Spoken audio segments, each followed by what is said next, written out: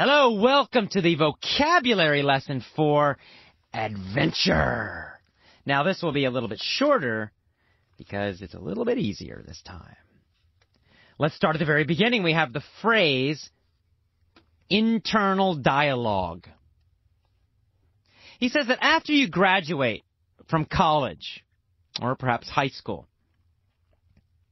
and maybe before your second job, sometime in that time period, a chorus of people, chorus means group, a group of people. A group of people enters your internal dialogue. Now, internal means inside, so he means inside your mind, inside your brain. Dialogue means conversation. So what is he talking about? He means that other people's opinions, what other people say, it gets inside your head. You start hearing all these suggestions and advice because everybody's telling you what to do. Your parents are telling you, get a good job, get a good job, get a good job, get a good job. And so that becomes part of your internal dialogue. It becomes part of your conversation, the conversation in your brain. So internal dialogue means the conversation happening inside your head. And other people put those ideas in your head. They become part of your internal conversation, internal dialogue. Okay, next we talked about the word deficit. Deficit means not enough. It means not having enough. So adventure deficit means not having enough adventure. Not having enough adventure. And disorder basically means disease. It's a kind of disease. But it's really more of a mental disease. We use it for mental problems. So we say a mental disorder, a mental disease. All right. Next, we go down a little bit and we see the word automated. Automated. So Tim Ferriss created a company, and his idea was to have automated income. Automated means automatic. It has this idea of being done by machines or computers. So automated income means automatic income. It means he doesn't have to work for it. It just happens automatically. So he has, for example, he has a website. People buy his product, and the computer takes the money from the credit card. The computer sends information to the warehouse. The warehouse sends the product to the customer. Tim Ferriss does nothing. He sits on the beach. He doesn't need to do anything. Everything is automatic, right? There's an automatic system. So that's what automated means. Automated means a process that is automatic. A process that happens automatically. So his idea was to have a business that was automated. It means the business happened automatically with computers, with other people, and he wouldn't need to do anything. That was his idea. In fact, he wanted automated cash flow. Cash means money. Flow means movement, movement. So money movement, cash flow. Now, of course, he's talking about positive cash flow. It means money moving to him, right? Money coming to him. It means the money is moving, from his business to his pocket or to his bank. That's cash flow. Negative cash flow means the money is leaving your bank. It's going to other people. You don't want that. You want positive cash flow, money moving to you. So he wanted automated cash flow. Automatic money coming to him. That was his goal. But he says there was a problem. He says, if you look at my chronology, you will see that it did not happen in the beginning. So he says, if you look at my chronology means history. It's almost exactly the same meaning. Chronology means history or timeline. But history is really a simple synonym, a simple word that means the same thing.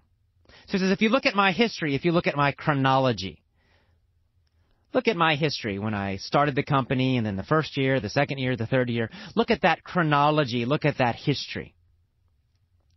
He says, if you look at that chronology, if you look at that history, you see that I did not stop working. He said, I could have had automated income, but instead I kept working and working and working. I didn't need to work, but I kept working anyway. He said, I worked until a meltdown forced me to stop working. A meltdown. What's a meltdown? A meltdown is an emotional crisis. It means you totally lose control of your emotions, usually because of stress. So you're working, more pressure, more stress, more stress, more stress. You're trying to control, and suddenly, meltdown! Right? You lose all your control. You lose all your emotional control. You just go crazy, basically. So this happened to Tim Ferriss. He built this company. He was making more money, more money, more money, more money. He was working harder, harder, harder, more, more, more, more. More stress, more stress, more stress. More busy, more busy, more busy. Finally, his mind and body broke. A meltdown. He lost control. I can't do this. Too much stress. He totally lost control. He had a meltdown. And when he lost control of his feelings, he just kind of went crazy for a while. He finally stopped. He realized, oh my God, what am I doing? Why am I working so much? I don't need to. I have plenty of money. Why am I still working? Why am I so stressed? I have enough money. My money can be automated. Why am I doing this? Why am I making my life unhappy? Why am I making myself so stressed? That's what he asked himself after the meltdown, after the emotional crisis. And he realized the reason was that he did not have alternate activities, other activities, to replace the workload. Workload means amount of work. Very simple. It's the amount of work you have. You can say, I have a heavy workload. A heavy workload means you have a lot of work to do. You're super busy. Or you can say, I have a light workload. It means you don't have much to do. You're not busy. Your job is quite easy. Or you can even talk about it just temporarily. You can say, this week, I have a very light workload. But next week, wow, next week I have a very heavy workload. It's just the amount of work you have. So he's saying his problem was he had this heavy workload and he could stop. But the problem was he had nothing to replace it with. He didn't have something else to do. So he was afraid if I stop working, I'll be totally bored. And that'll be even more horrible. It'll make me even more unhappy. So that's why he kept working. He didn't have an exciting alternative to work.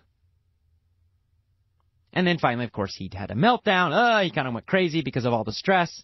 And then he realized, wow, I need more exciting, more meaningful alternatives. I don't want to be a slave to my business.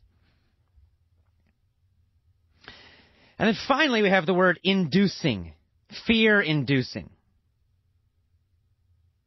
He said, we work and work and work more and more and more to avoid the fear-inducing uncertainty. Fear-inducing uncertainty. Inducing means causing.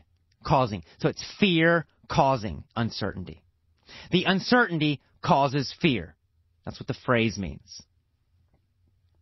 So he's saying we want to avoid uncertainty that causes fear. We don't like uncertainty. We don't want to be uncertain because it causes fear. It induces fear. So here we're using it as an adjective. fear-inducing uncertainty. What kind of certainty? Fear-causing uncertainty.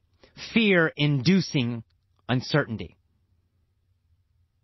So he's saying if you don't have other big dreams, you'll be afraid. You'll be uncertain. I don't know what to do. What will I do?